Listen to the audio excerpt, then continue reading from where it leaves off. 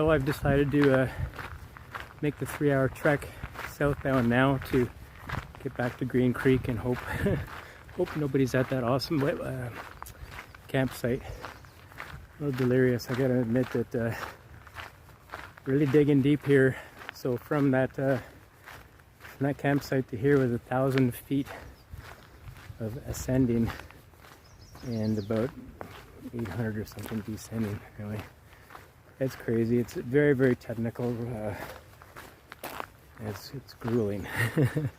There's some really nice flat sections like around Hidden Lake, and I thought that was going to be all I would have from there to here. Maybe wishful thinking.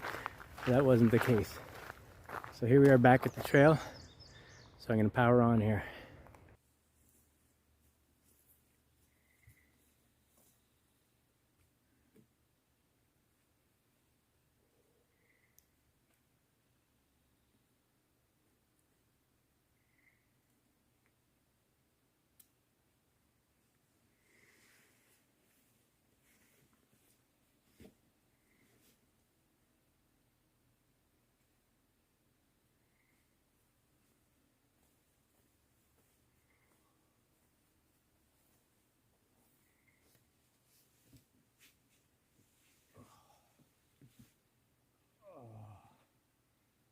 I did it. Oh, I can't believe I did it.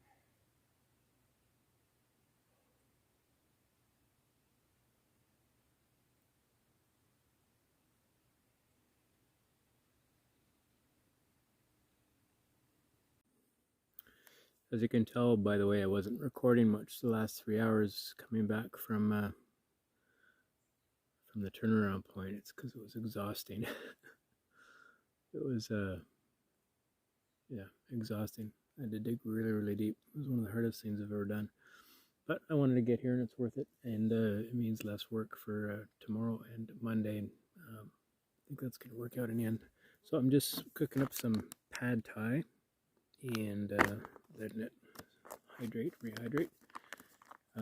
Looked at my stats briefly for the day.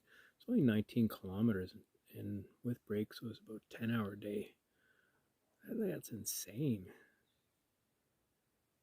Slow pace, like sometimes the pace is as slow as just over 2 kilometers an hour in those really, really tight technical areas and ascending and descending. Speaking of which, it was about 2,500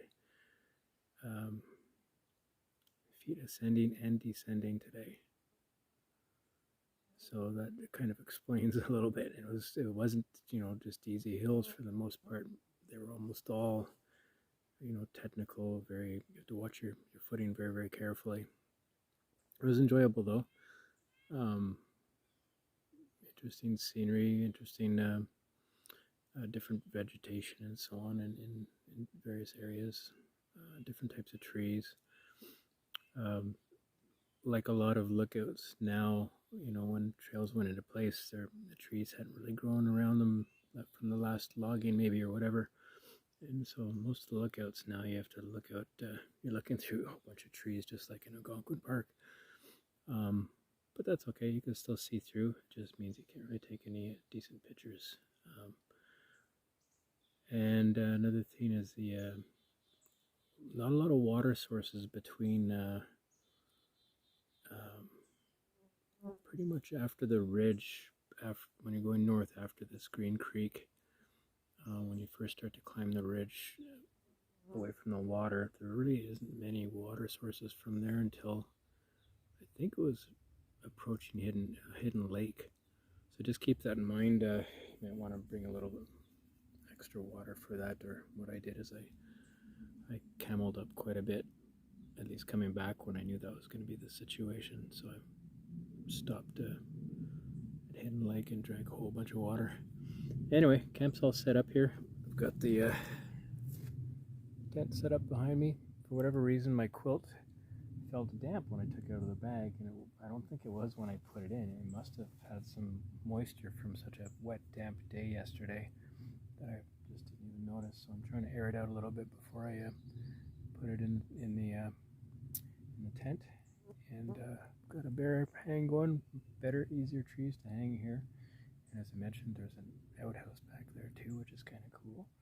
and of course the picnic table, which is awesome.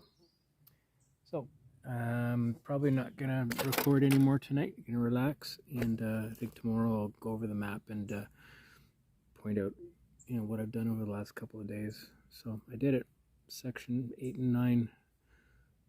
Well, almost done. I've done northbound. By Monday I've done southbound, north and south for section 8 and 9.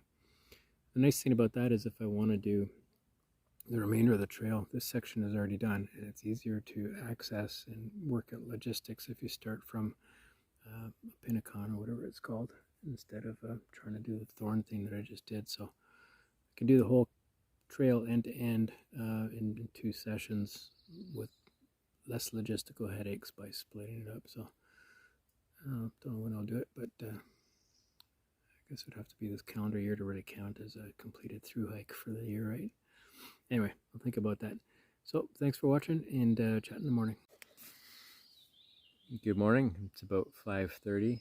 I've been listening for the last 45 minutes or so to about 4 or 5 different varieties of songbirds. It's been really pleasant morning, and some loons calling to each other in the distance as well. And all of a sudden I was hearing some very loud footsteps crossing the creek, probably further down where I crossed, where I forded, either a moose or a bear. So I jumped out of the tent, and I didn't know how far it was. I jumped out of the tent to see if I can see what it was, but anyway, something big, a moose or a bear at least. It was very heavy steps through the water. So I'm going to pack up here and get organized. I'm not going to be able to record too much for the next 2 days heading home. My 10,000 milliamp hour power bank is empty already, just with the 2 full phone charges here. So I have to be careful because I need my phone as a backup GPS if I happen to get off trail. Anyway, I'm going to get going with my morning chores here. Cheers.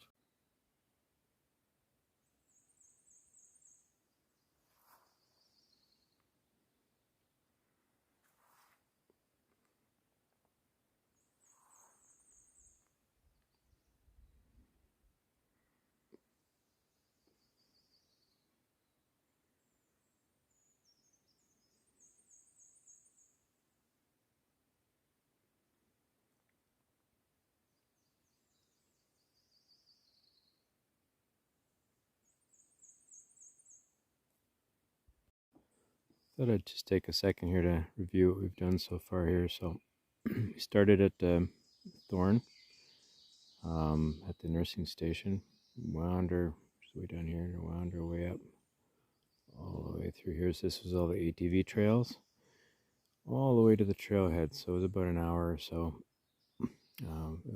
This was all uphill, all this section here. Then we headed up, hit the trailhead, and continued up here. Somehow I walked right by this campsite, didn't even notice it.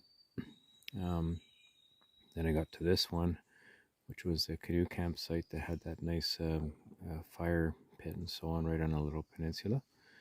Continued on up here to Porcupine Creek, and this is where I had to cross. There was a little beach, there's a campsite there, Porcupine Beach. I didn't really see the campsite, kind of just walked on the beach, and then Porcupine Creek campsite. And then we had to cross that log. I straddled it like a horse and went across that. We took this alternate along the shoreline. These campsites were in pretty rough shape in terms of having any flat areas for tenting. Continued on here, and I'll flip over to the other map. All right. So we ended up staying at, it says KAA on this map, the sign on the post says KAG. Stayed there the first night, made our way all the way up here, and Green Creek. So the little green icon is on the other side of the bay from where I am right now.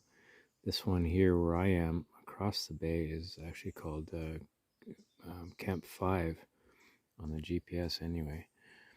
So I'm not too sure when I go back across here. This is where I had to ford the water. I'm going to go back across. I'm going to see if there is actually a Green Creek site there on the other side. I'm going to take my shoes off and socks this time. I don't want to start the hike immediately with soaking wet feet. We continued on the way up here, and this section here was insanely difficult. Pretty much all of this is very, very slow going and very, very technical. Definitely not a beginner trail. Very steep, a lot of scrambly stuff, hands down a lot of times. Anyway, that went flat for a while here, nice flatter area, easier slope to get past Hidden Lake, and we went all the way over here to the bridge, completing section 8, and we came all the way back down for 3 hours to get back to here. 3 hours from there to here. That's how rough that is. Anyway, so today the plan is to go down here. I'm going to make a decision when we get down to Little Porcupine Creek if I'm going to take the alternate, or sorry, the main route through the canyon, and basically just go through there and at least camp here or camp at that canoe site. Where was it here? This one here. And that will have an easier run back to the car on Monday. It's supposed to be raining Monday morning, and got a long 4-hour drive, so I want to make today as long as possible to get to one of these two sites so that I can have a relatively short day out and hit the road.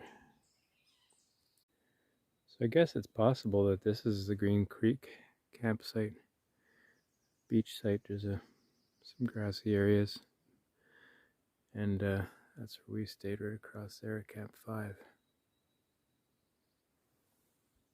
So I didn't mention one of the reasons it freaked me out a little bit this morning, not in a crazy scary way, but it jumped me out of my tent to go look anyway. I just scared a couple of ducks here. It was the only part of the trail where I saw bear scat, literally 2 minutes from the campsite when I was going by, when I was northbound. So that scat was actually between me and the low area of the creek where wherever it was crossing. So that was another reason why it jumped me up a little bit there. It's a cooler morning. The sun isn't quite shining like it was yesterday yet. There's a bit of overcast. And I'm just going to take our time today. Had a bit of a heart thing and was acting up a little bit the last 2 hours of that grueling 10-hour day yesterday. And I felt it in the tent this morning too. So I'm going to take it easy, go slow, not in any kind of rush. Just going to have fun and enjoy the trail. So I haven't seen anybody on trail. On day 3 here, I haven't seen a single person. And honestly, not a lot of evidence that anybody's been through really recently. Maybe one set of tracks in one area. So I don't think it gets a heck of a lot of use, but I have to give kudos to the Volunteer Association in Nestwagan. I'll put it on screen, I can't remember how to pronounce it.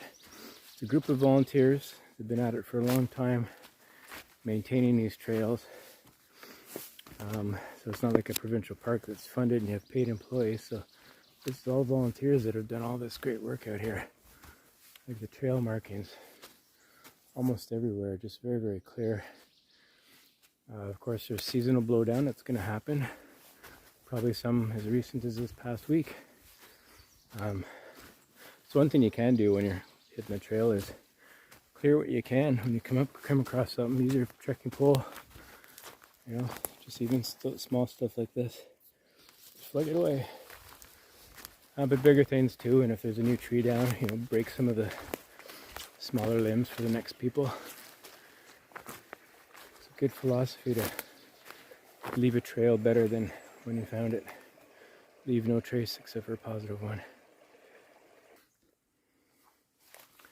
This park is a bit of an enigma of sorts.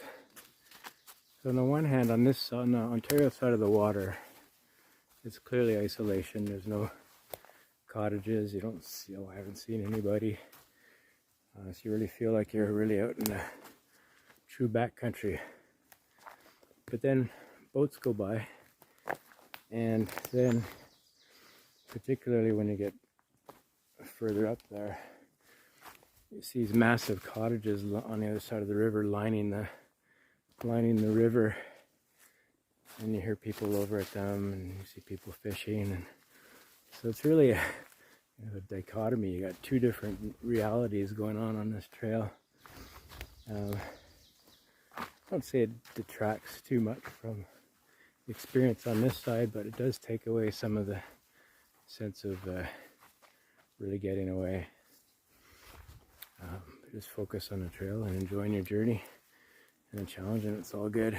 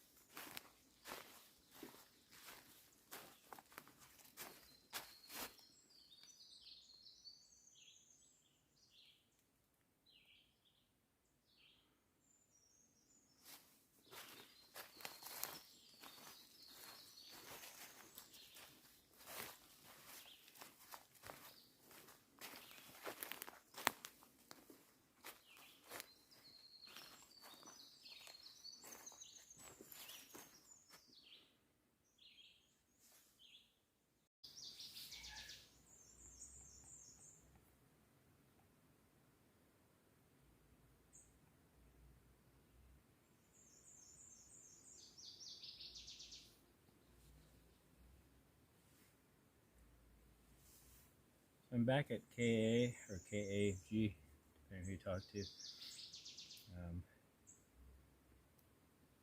interesting to be back here again a couple of days later. I guess it's only one day later, but it feels like longer than that.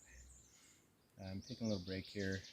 Got some water filtered. I stopped at a stream back there and drank a liter as well, and trying to really stay hydrated today. And just taking care of a hot spot that I got in the bottom where I had a blister a few weeks ago when I was at Frontenac Park, and I never popped it. I just let it go, and it kind of just, I don't know, flattened out, and now it's getting irritated again. So nab it now that it's just a hot spot. Do some preventative stuff. So it's pretty early. It's only like I got such an early start today that. Lots of time, so even if I really take my time, I think I'm going to do the canyon route. I don't know when I'll get back to this section, and maybe we'll do it. It only adds, I don't know. Gotta be really careful with what I predict here because I have no idea what the terrain is going to be like, but kilometer wise I think it's another 1.5 kilometers longer than if I just stayed along the shore here, so I think I'm going to tackle that and see what that has in store for me.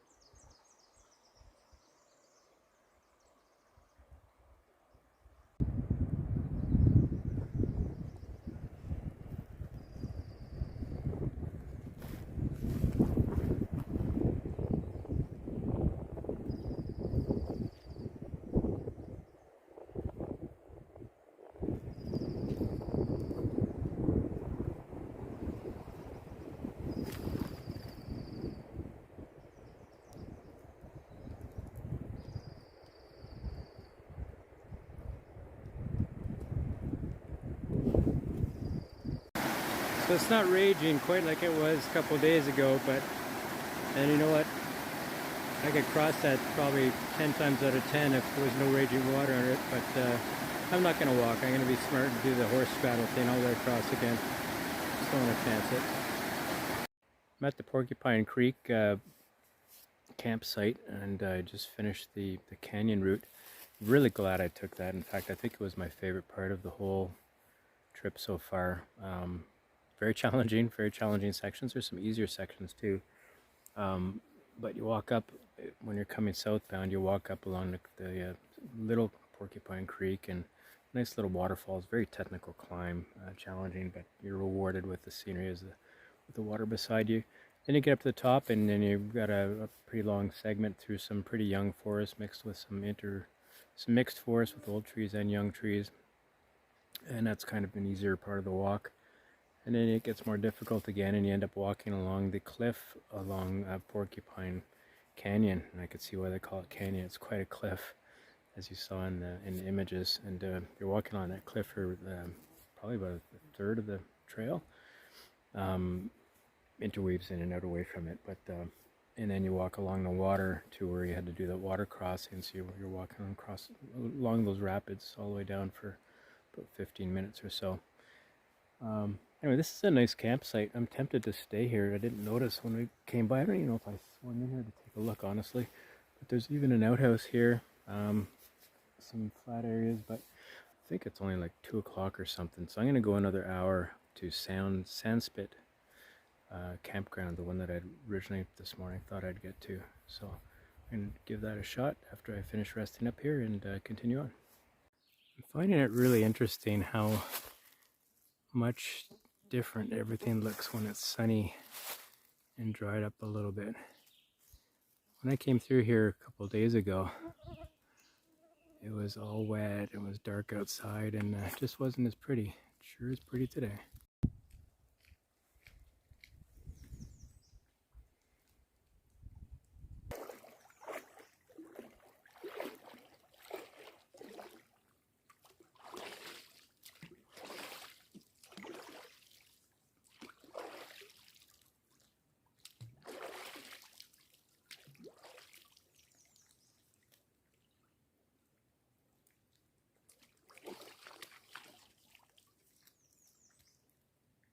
That is so cold. That's so refreshing. So I'm all set up here at camp. It's a nice, very nice evening. It's a nice spot because you can look out through this. In some respects, it's too bad it's obscured a little bit, but you can see a lot of the water because it's on this teeny little peninsula. It's kind of cool. So I'm going to be cooking some dinner soon. Looks like about a 4-hour hike back to the car tomorrow. I don't know if any of you ever have the feeling when you're out camping or whatever about getting back and wondering if your car is not there anymore, so, or that the tires are gone or something. So that's my one last little bit of stress. But otherwise, very peaceful here, and I'm going to have some dinner. Hang out for a little bit. I'm not going to bother with a fire. I'm just going to look out over the water. Unfortunately, the sunset is over the hills, but we can see it on the opposing hills here, which is kind of cool. All right, so my battery is very, very low, so I'm going to try to check in tomorrow morning, and otherwise it'll be from the car when I plug it in. Good night. Well, good morning. It's about 6:30. Had a good sleep last night. There was just a very light rain. My tent actually wasn't even that wet when I got up this morning. So pretty much packed up. I'm going to be heading a trail probably about 4 hours or so to get to my car, which I hope is there. Battery's almost dead on this thing, so I'm not going to be doing much recording at all. Getting to this campsite at 3:30 last night gave this trip a lot better balance. The first several days, or a couple days, felt like several, were about the hike, right? About seeing as much as I could on the hike, and you know, getting to some milestones in terms of getting to the end of section 8. But getting here at 3:30 got me to enjoy some camp time and just sitting around looking out over the water. It's a nice campsite.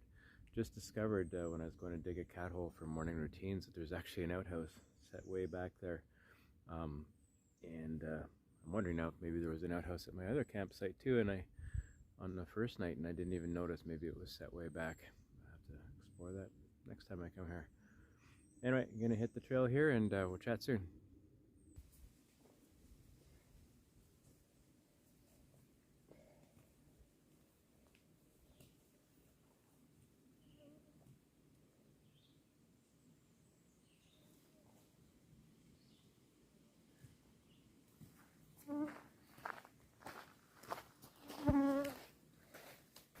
So we made it. Only 4.7 kilometers now back to the car. So about an hour at a quicker road pace compared to the pace I've been doing the last 4 days. So great adventure, fantastic adventure, extremely challenging terrain and trails. Rewarding for the achieving the physical side of things, but also obviously some nice scenes and so on, and some camp time on the last night. So going back to day one, something I didn't really close out on was the other videos I've seen of this trail. People were there was signs at all the campsites. So when I was getting to the first couple of campsites on the day one, and I wasn't seeing signs. I was thinking, well, these can't be the official campsites, but this is roughly where the mileage was. Like, what's going on here? And I'd actually missed the very first campsite. I did notice it when I was coming back. And boy, it looks like it hadn't been used in a long time. There was no evidence of anything being burnt in a fire pit for probably years. Anyway, so I'd recommend this to anybody who's up for a challenge and is in good shape. Has their pack dialed in terms of not being too heavy. And as far as pace goes, I don't think I would plan more than about 2.5 kilometers an hour plus breaks for a lot of it. There's parts where you can go 3.5 probably, or more if you're really quick. So just plan accordingly based on that. So thanks for coming along on this journey. It was a lot of fun. And come back again if you enjoyed this. I'll be recording some future hikes, I'm sure. And if you don't see me again on this one, it's because my car was there, or I didn't make it and someone found this recording. Anyway, cheers. Bye for now.